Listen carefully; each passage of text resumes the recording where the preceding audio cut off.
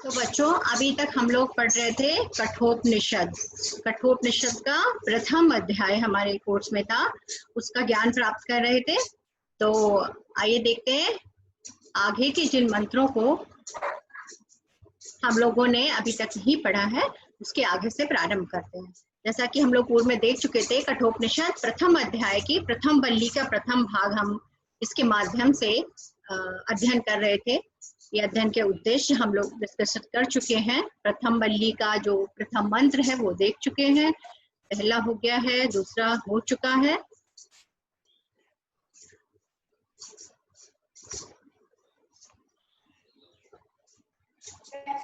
की कथा वस्तु हम लोगों को पता ही है कि यम और नचिकेता के मध्य संवाद की ये कथा है। इसमें नचिकेता के पिता एक यज्ञ करते हैं और यज्ञ में बूढ़ी गांव को दान में दे देते हैं, जिसके कारण नचिकेता के मन में जिज्ञासा उत्पन्न होती है कि इस प्रकार की गांव को दान में देने वाले मेरे पिता को पुण्य की जगह कहीं कोई हानि ना हो या नुकसान ना हो जाए। अतः वह जिज्ञासा बस बार बार अपने पिता से पूछते हैं कि आप मुझे किसको दान में देंगे।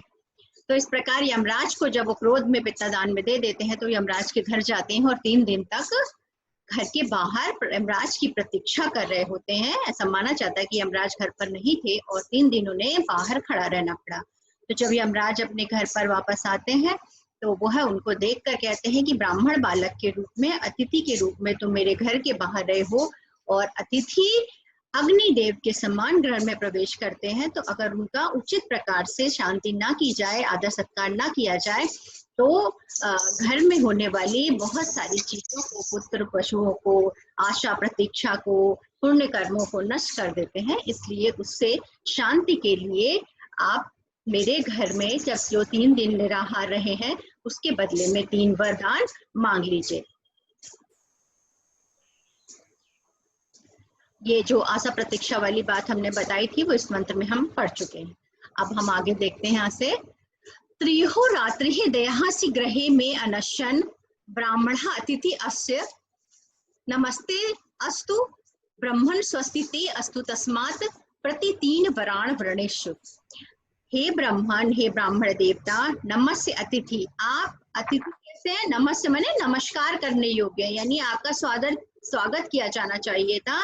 आप नमस्कार करने योग्य अतिथि हैं, आपको नमस्कार है। मैं अनशन ब्रह्म से अतिथि असत, ब्रह्मण में स्वस्ति अस्तु। हे ब्राह्मण देवता, आपको नमस्कार है। मेरा स्वस्ति मने कल्याण हो, मैं आपको नमस्कार करता हूँ और आप मेरा कल्याण कीजिए। यम त्रयस्य अनशम आवसित, जो आप 3 दिन तक मेरे घर पर बिना किसी भोजन के निवास किए हैं, इसके लिए तस्मान 3 वराण व्रणेश्व, इसलिए आप मुझसे कुल 3 वरदान मांग लीजिए। क्योंकि आप 3 दिन तक बिना खाए पिए, बिना भोजन किए मेरे घर पर निवास किया है, इसलिए आप उसके बदले में मुझसे 3 वरदान मांग लीजिए, जिससे कि मेरा कल्याण हो और अतिथि का अपमान करने का श्राप है या जो उसका पाप है वो मुझे ना लगे। त्रियश रात्र ही आवश्यक ग्रहे, आप 3 रात्रि तक मेरे घर में बिना अनशन, बिना भोजन किए हुए रहे हैं, ब्राह्मण अतिथि से, ब्राह्मण अतिथि के रूप में। नमस्ते अस्तु ब्रह्मण, हे ब्राह्मण देवता, आपको नमस्कार है, आपको मैं प्रणाम करता हूँ। स्वस्ति में अस्तु, मेरा कल्याण कीजिए। तस्मान प्रति 3 वराण वर्णिश, और इस हेतु आप 3 वरदान मुझसे मांग लीजिए। यमराज ने कहा कि हे ब्राह्मण देवता, आप वंदनीय अतिथि हैं, आपको मेरा नमस्कार हो। हे देवता, मेरा शुभ कीजिए, और आपने जो 3 रात्रियां मेरे घर पे बिना भोजन के निवास किया है, इसके लिए उसके बदले में आप मुझसे 3 वरदान मांग लीजिए। यमराज के इस प्रकार कहे जाने के पश्चात नचिकेता उनसे क्या कहते हैं? शांत संकल्प सुमन यथा स्वाद वीत मन्यु गौतमो मामी मृत्यु तत्प्रष्टम मामी अभिव्रेत एतद त्रयाणाम प्रथम वरम वृणे। हे मृत्यु, मृत्यु माने हे मृत्यु देवता, हे यमराज, यथा गौतम माँ, अभी जिस प्रकार मेरे गौतम वंशीय जो मेरे पिता है, शांत संकल्पना सुमनम वीत स्यात्, शांत संकल्प वाले, प्रसन्न चित्र और क्रोध रहित हो जाए, जैसे पहले थे। माम प्रतीत अभिवेद, आपको आपके द्वारा भेजे जाने पर मुझे पहचान ले और मेरे साथ प्रेम पूर्वक व्यवहार करें या वार्तालाप करें। एतद त्रयाणाम प्रथम वरम वृणे, यह 3 में से मैं पहला वरदान मांगता हूँ। अगर ये पूछा जाता है परीक्षा में कि यमराज से नचिकेता ने प्रथम वरदान के रूप में क्या मांगा, तो प्रथम वरदान के रूप में नचिकेता ने अपने पिता का जो क्रोध है वो नष्ट करने की कि ये प्रार्थना की कि मेरे पिता जो है मेरे प्रति जो क्रोध से युक्त है वो क्रोध रहित हो जाए और प्रसन्न होकर मुझे पहले की भांति मुझ पर विश्वास करें और मुझसे प्रेम पूर्वक वार्तालाप करें। शांत संकल्प सुमन, शांत मन वाले होकर, सुमन माने अच्छे मन से, प्रसन्न मन से, यथा स्यात् जो पहले थे, वीति मनु क्रोध से रहित होकर, गौतम मामी मृत्यो, हे मृत्युदेव मेरे गौतम वंशी जो मेरे पिता है वो मुझसे बात करें। तत्प्रतिष्ठम मामी अभिप्रत्येद प्रतीतः, आपके द्वारा भेजे जाने पर वह मुझे पहचान कर मेरे प्रति पहले की भांति प्रसन्न चित्त हो जाए।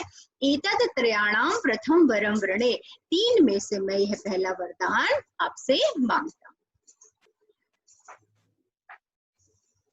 आगे के मंत्रों का अध्ययन करने से पूर्व कुछ छोटी मोटी बातें हैं जो हम आपसे डिस्कस कर लेते हैं कि ये जो अभी हमने 10 श्लोक पढ़े, इसके स्मरणीय बिंदु क्या, आपको क्या याद रखना है कि कठोपनिषद कृष्ण यजुर्वेद शाखा का महत्वपूर्ण उपनिषद है, यानी किससे लिया गया है, कृष्ण यजुर्वेद शाखा से लिया गया है। कठोपनिषद के रचयिता कठनामाचार्य हैं। कठोपनिषद 2 भागों में यानी 2 अध्यायों में विभक्त है, प्रथम अध्याय और द्वितीय अध्याय, और हर अध्याय में 3-3 बल्लियां हैं, यानी कि प्रथम अध्याय में 1, 2, 3 बल्ली और द्वितीय अध्याय में भी उसी प्रकार 1, 2 और 3 बल्ली। इसमें कि हमारे पाठ्यक्रम में जो हम पढ़ेंगे उसमें प्रथम अध्याय की प्रथम 3 बल्लियां है। कठोपनिषद यम नचिकेता संवाद के रूप में आत्म विषय ज्ञान का निदर्शन कराता है, यानी कि यम और नचिकेता के मध्य जो संवाद होता है उसके माध्यम से हमें ये जानकारी मिलती है कि आत्मा क्या है, हम आत्मा और परमात्मा एक दूसरे का अंश है और किस प्रकार हम मुक्ति प्राप्त कर सकते हैं। इस प्रकार का ज्ञान आगे मंत्रों के माध्यम से हमें देखने को मिलेगा। कठोपनिषद के अंतर्गत प्रथम अध्याय जो हमारे कोर्स में है उसकी प्रथम बल्ली में 29 मंत्र है, द्वितीय बल्ली में 25 और तृतीय बल्ली में 17 मंत्र है। इस प्रकार कठोपनिषद के प्रथम अध्याय में कुल 71 मंत्र हैं जिनका हम अध्ययन करेंगे। अब देखते हैं कि अगर प्रश्न है तो किस प्रकार आ सकते हैं कि कठोपनिषद किस वेद से संबंधित है, तो सभी मैंने बताया शुक्ल यजुर्वेद से संबंधित है। नचिकेता के पिता का क्या नाम था, वाश्रवस ऋषि या उद्दालक ऋषि। नचिकेता के पिता कौन सा यज्ञ आयोजित करते हैं, तो अभी पहले बताया था कि नचिकेता के पिता विश्वजित नामक यज्ञ का आयोजन करते हैं। कठोपनिषद की कथा वस्तु किन 2 प्रमुख पात्रों के मध्य संवाद पर आधारित है, तो कौन से 2 प्रमुख पात्र हैं, यम और नचिकेता, इनके मध्य संवाद पर आधारित है। कठोपनिषद में कितने अध्याय हैं, 2 अध्याय हैं और हर अध्याय में 3-3 बल्ली है। नचिकेता यमराज से कितने वरदान मांगता है, यानी कि यमराज ने उसको कितने वरदान दिए थे, 3 वरदान दिए, तो कितने मांगता है, जब 3 दिए तो वो 3 वरदान उनसे प्रथम द्वितीय अलग अलग वरदान मांगता है। अब आगे स्वर्ग की साधनभूत यज्ञ विद्या को अन्य किस नाम से जाना जाता है, तो आगे अभी दूसरा वरदान जो मांगेगा उसमें इस प्रश्न का उत्तर निहित है, जो कि हम लोग अगली स्लाइड में के माध्यम से अध्ययन करेंगे और पुनः देखेंगे।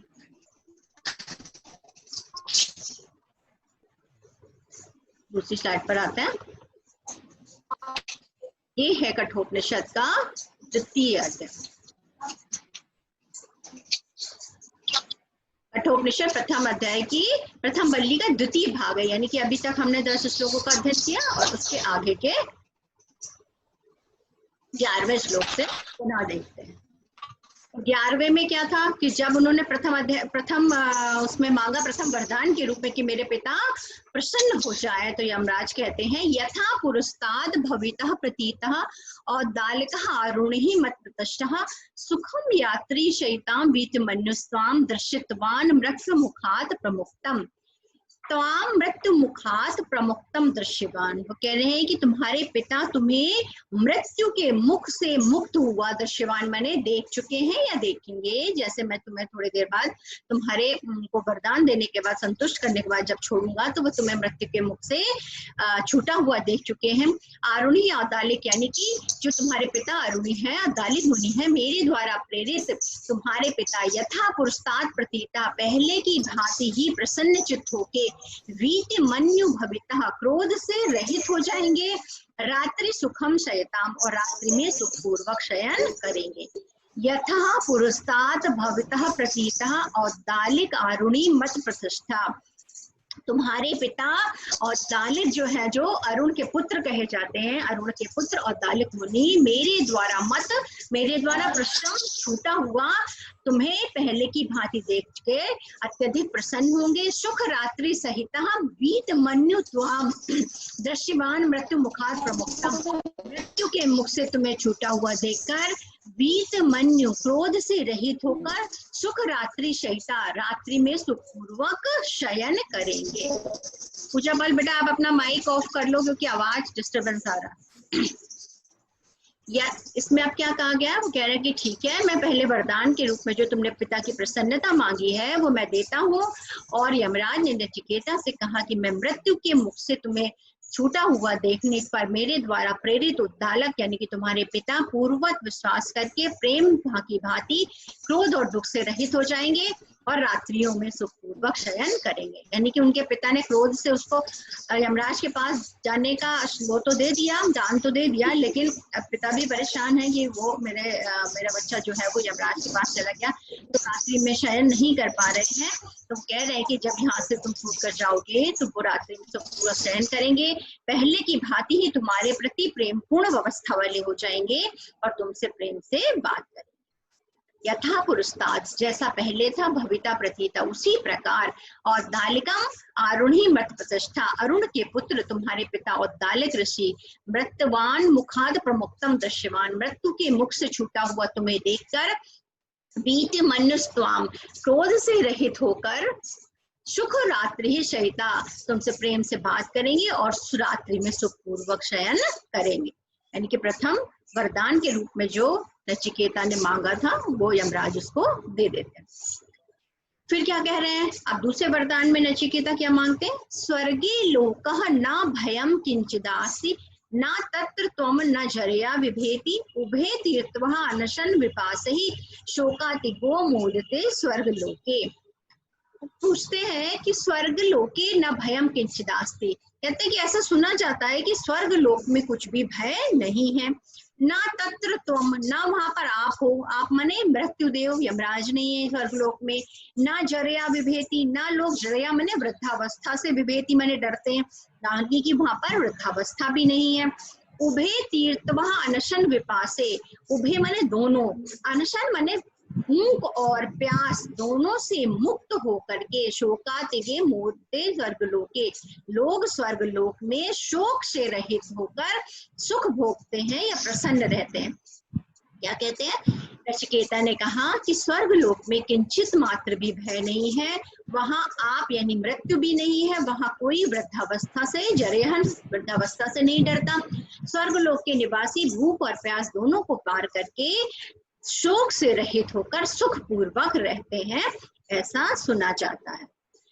तो यानी कि वो आगे स्वर्ग में कैसे जाते हैं, स्वर्ग को की साधनभूत अग्नि विद्या क्या है उसके बारे में वरदान दूसरा मांगते हैं। तो वो उसकी भूमिका के रूप में कह रहे हैं कि स्वर्ग लोके भयम किंचिदास्ति, कहते हैं कि स्वर्गलोक में कुछ भी भय नहीं है। ना तत्र तुम, ना वहां पर आप हो, न जरयाम विभेति, न वहां लोग वृद्धावस्था से डरते हैं।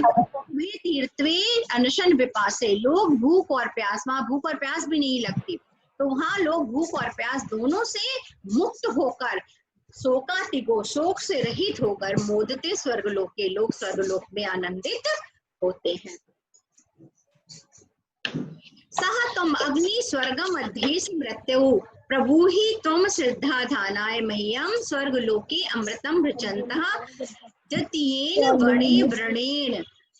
तो क्या कह रहे हैं कि हे मृत्युदेव, सह तुम सर्गम अग्नि अध्येसी, वह आप स्वर्ग की साधनभूत अग्नि विद्या को जानते हो। त्वम मह्यम श्रद्धा धानाय प्रभु, मुझ श्रद्धावान व्यक्ति से या मुझ श्रद्धावान अपने शिष्य से उस अग्नि विद्या को बताइए। स्वर्ग लोक अमृतम भजन्ते, लोग स्वर्ग लोक के निवासी अमृत को प्राप्त होते हैं। एतद द्वितीयेन वर्णेन, मैं यह आपसे दूसरा वरदान मांगता हूँ। नचिकेता क्या कह रहे हैं? हे मृत्युदेव, यह आप स्वर्ग की साधन भूत अग्नि विद्या को जानते हैं, आप मुझ श्रद्धालु को से बता दें। स्वर्ग लोक के निवासी अमृत को प्राप्त हो जाते हैं, यह मैं आपसे दूसरा वरदान मांगता हूँ। अर्थात वो क्या वरदान मांग रहे हैं? स्वर्ग लोक में लोग कैसे पहुंचते हैं, उसको प्राप्त करने का क्या साधन है, इसके बारे में वो दूसरा वरदान मांगते हैं। सह तुम अग्नि, सह मने वह, आप, तो मने आप, अग्नि स्वर्गम मध्य से, जो स्वर्ग की साधन भूत अग्नि विद्या है उसके विषय में जानते हुए, मम श्रद्धा धानाय प्रभु ही, मैया मने मुझ, श्रद्धा धानाय मने श्रद्धा से युक्त, ऐसे नहीं कि ऐसे ही पूछ रहे हैं, श्रद्धावान शिष्य के समान मैं आपसे प्रभु मैंने पूछ रहा हूँ, आप मुझे बताइए। स्वर्ग लोक अमृतम भजन्तः, स्वर्ग लोक में लोग अमृत को प्राप्त करके वहां पर निवास करते हैं, तो कैसे? एतद द्वितीयेन वर्णेन, मैं यह आपसे दूसरा वरदान मांगता हूँ। नचिकेता ने दूसरे वरदान के रूप में स्वर्ग की साधनभूत अग्नि विद्या का ज्ञान प्राप्त करना चाहा। प्राते प्रवीमि तदुमे निबोध, स्वर्गस्य अग्नि नचिकेता प्रजानन, अनंत लोकाप्तिवो अथो प्रतिष्ठा विदधि तमेतद निहितम गुहायाम।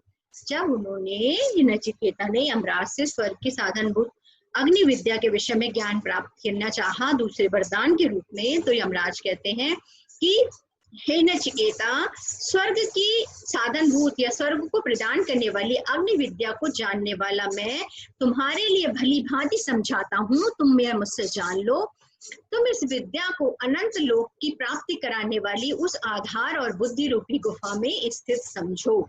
यानी कि यमराज कह रहे हैं कि ठीक है, मैं उस अग्नि विद्या को जानता हूँ और मैं तुम्हें बता रहा हूँ, और यह विद्या, अग्नि विद्या अनंत लोकों की प्राप्ति कराने वाली है, स्वर्ग की प्राप्ति कराने वाली है, और इस अग्नि विद्या को तुम अपने हृदय या बुद्धि रूपी गुफा में स्थित समझो।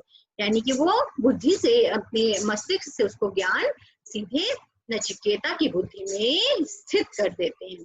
प्राते प्रवीमि तदु में निबोध, प्रते प्रवीमि तदु में निबोध, हे नचिकेता, मैं इस स्वर्ग अग्निम प्रजानम, स्वर्ग की साधनभूत अग्नि विद्या के प्रजानम मने को जानता हुआ, ते प्रवीमि तुमसे कहता हूँ, तदु में निबोध तुम वह मुझसे सीख लो। अनंत लोकाप्ति अथो प्रतिष्ठाम, अनंत लोकों की प्राप्ति कराने वाले इस ज्ञान को विधि जानकर तुम एतद निहित गुहायाम, तुम अपने हृदय रूपी गुफा में इसको या बुद्धि रूपी गुफा में स्थित जानो। यानी ये ज्ञान मैं तुम्हें अपने ज्ञान के माध्यम से दे रहा हूँ, यह ज्ञान अब तुम्हारे हृदय अथवा बुद्धि में स्थानांतरित हो चुका है, तुम इसको समझ लो। लोकादि अग्नि तमुवाच तस्मै या इष्टिका यावत तीर्वा यथा वा सह चापि तत्प्रत्यवदत यथोक्तामस्य मृत्यु पुनरेवाह तुष्टम। अब जब उन्होंने नचिकेता को स्वर्ग की साधनभूत अग्नि विद्या को उसके हृदय में या मस्तिष्क में प्रतिष्ठित कर दिया, तो नचिकेता को सारा ज्ञान हो गया कि वह यज्ञ, जो अग्नि को यज्ञ किया जाता है स्वर्ग को प्राप्त करने के लिए, वह किस प्रकार यज्ञ होता है, कैसे होता है, वो सब जान जाते हैं। और जानने के बाद वह यमराज को पुनः उसी प्रकार सुना देते हैं, जैसे कि कोई एक अच्छा शिष्य गुरु के द्वारा दिए हुए ज्ञान को उचित प्रकार से ग्रहण कर ले और गुरु के द्वारा पूछे जाने पर वह पुनः उसी रूप में गुरु को बता दे, तो गुरु की प्रसन्नता उस समय अत्यधिक होती है। तो ऐसे ही यमराज ने जब उन्हें ज्ञान दिया और उन्होंने, नचिकेता ने उसे भली भांति समझकर पुनः उस विद्या को यमराज को बता दिया, तो यमराज संतुष्ट होकर पुनः बोले। तो देखते हैं मंत्र, लोकादि अग्निम तमुवाच, तम लोकादि अग्निम तस्मै वाच, उस लोकादि यानी स्वर्ग की साधनभूत अग्नि विद्या को यमराज ने जो बताया था वह नचिकेता को कह दिया। यावा यावती इष्ट का, उसमें जो जो जितनी जितनी ईंटें आवश्यक होती हैं उस यज्ञ को करने में, जो वेदिका बनाने में जितनी ईंटें लगती हैं, या अथवा उनका चयन कैसे किया जाता है, यह सारा जो कुछ भी था प्रत्यवदत, वह नचिकेता ने पुनः यमराज को सुना दिया। अथ मन इसके पश्चात तुष्टः मृत्यु पुनरेराह, तुष्ट यानी संतुष्ट होकर के नचिकेता से मृत्युदेव यानी कि यमराज पुनः बोले। अब क्या बोले? काजल कुछ कहना चाह रहे बेटा? लोकादि अग्नि, हमारा हैंड रेस था तो मुझे लगा शायद। लोकादि अग्नि तम उवाच तस्मै यह इष्ट का यावत तीर्था यथावा, उस अग्नि विद्या को जानकर नचिकेता ने यावत इष्ट का, जितनी ईंटें उस यज्ञ में लगती है, यथावा जिस प्रकार से व्यवस्थित होता है, चयन किया जाता है, उसको सह चापी तत्प्रत्यवदत यथोक्तम, जैसा यमराज ने उसको बोला था, उस नचिकेता ने पुनः उन्हें वैसा ही सुना दिया। तस् मत्तु पुनरेराह तुष्टम, तब मृत्युदेव ने पुनः नचिकेता से संतुष्ट होकर कहा, क्या कहा? तम अब्रवीत प्रीयमाणो महात्मा वरम तदेहा ददामि भूयः, तवैव नाम्ना भवताग्नि शंकः चेनाम अनेक रूपाम ग्रहाम। महात्मा यमराज प्रसन्न होकर, संतुष्ट होकर बोले कि अब मैं तुम्हें यहाँ पर एक और अतिरिक्त वरदान दे देता हूँ, यह अग्नि तुम्हारे ही नाम से विख्यात होगी। इस अग्नि और इस अनेक रूपों वाली माला को तुम स्वीकार करो। यानी कि जब नचिकेता यमराज को जो उन्होंने ज्ञान दिया था वह पुनः इस प्रकार सुना देते हैं, तो एक गुरु के रूप में प्रसन्न होकर यमराज उनको वहां पर प्रसन्न होकर एक और वरदान देते हैं। पहले तो उन्होंने 3 वरदान मांगने को कहा था, उन 3 के अतिरिक्त एक अपने मन से ये वरदान दे देते हैं कि ये जो अग्नि है, जो स्वर्ग की साधन भूत अग्नि है, यह अब तुम्हारे ही नाम से आगे जानी जाएगी, अर्थात ये नचिकेताग्नि के नाम से प्रसिद्ध होगी। स्वर्ग की साधन भूत अग्नि को नचिकेताग्नि के नाम से जाना जाएगा। और ये जो अनेक रूपों वाली माला है, यानी कि ये अग्नि की साधन भूत अग्नि की ये जो माला है, यानी माला प्रतीकात्मक रूप में कहा गया है। माला का मतलब सामान्य माला नहीं है, कह रहे हैं कि ये ज्ञान रूपी जो माला है, ये तुम इसको स्वीकार करो, मैं इसे एक अन्य वरदान के रूप में तुम्हें प्रदान करता हूँ। तम अब्रवीत प्रियमाणु, प्रियमाण महात्मा तम अब्रवीत, प्रसन्न होते हुए महात्मा यमराज ने उससे कहा, तम भूयम वरम ददामी, मैं यहाँ तुम्हें एक और अतिरिक्त वर देता हूँ। अयम अग्नि तव एव नामना, यह अग्नि तुम्हारे ही नाम से विख्यात होगी। चा इमाम अनेक रूपाम शंकाम, इस अनेक रूपों वाली माला को तुम स्वीकार करो। यानी कि ये जो स्वर्ग की साधन भूत अग्नि रूपी जो ये माला है, ये तुम्हें दी जा रही है, तुम इसको स्वीकार करो।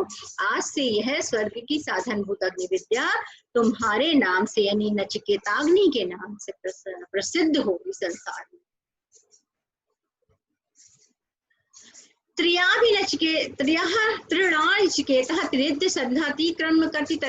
जन्म मृत्यु ब्रह्मज्ञ देव ईड्यम विदितः निचायाम शांति अत्यंत इमेति। अब इसके बाद वो क्या कहते हैं कि जो भी मनुष्य इस नचिकेता अग्नि का 3 बार अनुष्ठान करेगा और जो तीनों ऋग्वेद, सामवेद, यजुर्वेद आदि से संबंधित ज्ञान का संचयन करेगा, जो 3 कर्म यज्ञ दान तप आदि करेगा, वह जन्म और मृत्यु को पार करेगा और ब्रह्मा से उत्पन्न उपासनी अग्निदेव को जान करके उसकी अनुभूति करके परम शांति को प्राप्त कर ले।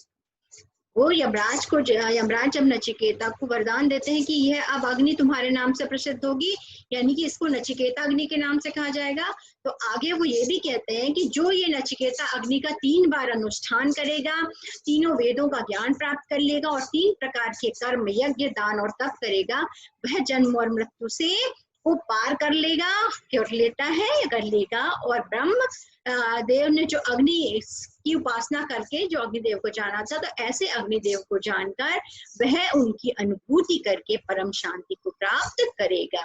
ऐसा यमराज नचिकेता से पुनः उसको वरदान देने के उपरांत कहते हैं।